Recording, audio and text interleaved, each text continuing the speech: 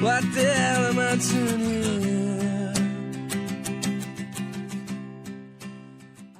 Howdy, Space Cowboys. So, I just watched Guardians of the Galaxy 3, and I gotta say, I liked it, but I was a little disappointed.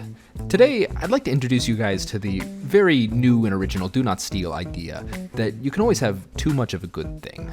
The original Guardians of the Galaxy is one of my favorite movies. In fact, I've seen it even more times than the funny kitty midlife crisis movie. And of course, big spoilers ahead, you guys have been warned. The first two Guardians movies had extremely good character work. They had cohesive arcs that are far more interesting emotionally than the basic hero's journey that most other Marvel films stick to. And that's great. I love that. But I also love Cheez-Its drenched in hot sauce, and I had too many of those and it almost killed me. In Guardians 3, every Guardian, besides Groot, finishes the movie somewhere different where they started, but this time, instead of 4 non-Groot Guardians, in this one there's, Okay, so there's 9 of them if you count the angry eyebrow kid who grew up and got painted gold. It's too much. There's simply not enough time for the number of characters with nuanced emotional journeys. Now, the easy answer would be to reduce the number of characters. And, you know, they probably could have done it with a dog or Adam Warlock. I've seen a lot of people saying Adam Warlock could just be cut. However, you guys don't come to my tiny little channel just for what everyone else is saying. No. You guys come for that artisanal stuff. You guys don't just want the hot and spicy Cheez-Its. No, you guys want the extra toasty kind, lovingly slathered by Mrs. J.P. Cholula herself. Where was I? Oh yeah, Guardians of the Galaxy. I would say it's not just the raw number of characters, but the fact they all have arcs, and more importantly, disconnected arcs. In the first Guardians movie, every member of the team, except Groot, is a loner, and each of their arcs center around opening up to a new family. It's very cohesive. And Guardians 3 has 2 arcs that are really what the movie's about. One of them about Rocket coming to terms with his past, and the other about Star-Lord working through the death of Gamora.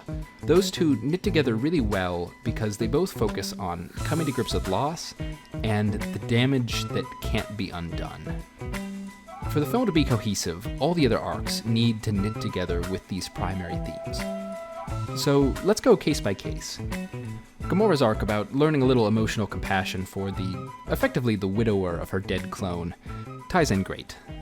Whereas Nebula's arc about learning to accept that Drax and Mantis are a couple of dum-dums who can't follow orders to save their friend's life is a bad arc, and it has nothing to do with the movie's primary themes. So all these ideas about loss and grief need to grind to a halt to focus on a whole separate plot line about accepting people with differences in ability.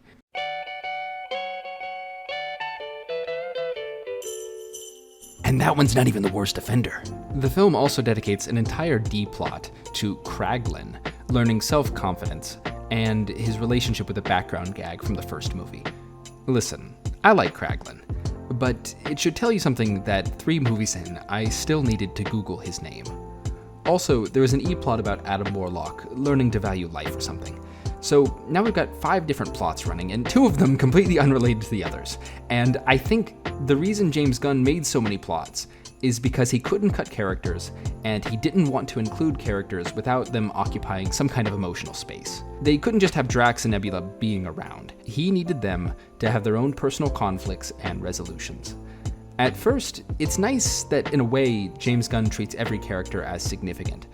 But the result is a film with a lot of sentiment and heart, but not a lot of focus.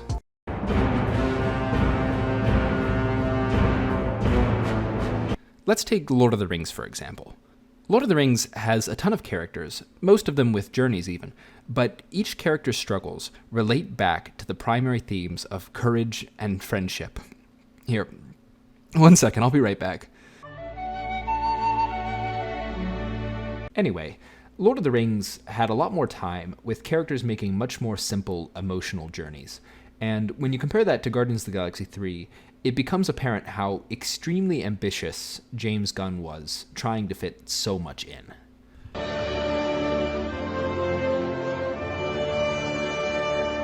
We never really get anything as well developed as the themes of found family in the first movie, or even the themes of fatherhood in the second. One side note about Guardians 2. Despite having more characters with rich emotional lives than the first one did, every character's arc centers around abusive fatherhood. Even Nebula and Gamora, whose arc is on the surface about sisterhood, is still reeling from their abusive father. Guardians 3 just doesn't have that. Also, I actually think Guardians 2 was much better than the first in a lot of ways, despite being less focused, but that's a topic for another video I probably won't make.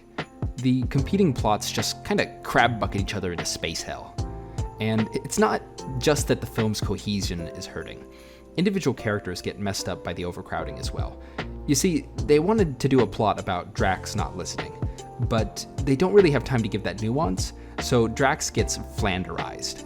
He goes from a revenge-driven barbarian with strong comedic elements, who disobeys the team so he can face the man who killed his family, to being a complete doofus who can't stay on task even when his raccoon friend's life is on the line. But that's okay, because he's a really good dad. And meanwhile, the overcrowding just really smothers Adam Warlock. Despite the fact that I really do think he could be cut, I think Adam Warlock could have really fit nicely into this movie. He was made by the same guy as Rocket, and lost his mom to the same person who killed Rocket's surrogate mother. But he never seriously speaks to Rocket or the man who killed his mother because James Gunn decided it was more important for us to watch a dog and a side character played by his brother Sean Gunn play poker. In conclusion, it's not a bad movie. I like it okay. It has a lot of genuine emotional moments for characters that I still really like. Rocket and Star-Lord's plots are solid, but it can't focus on anything long enough to make something as satisfying as the first film.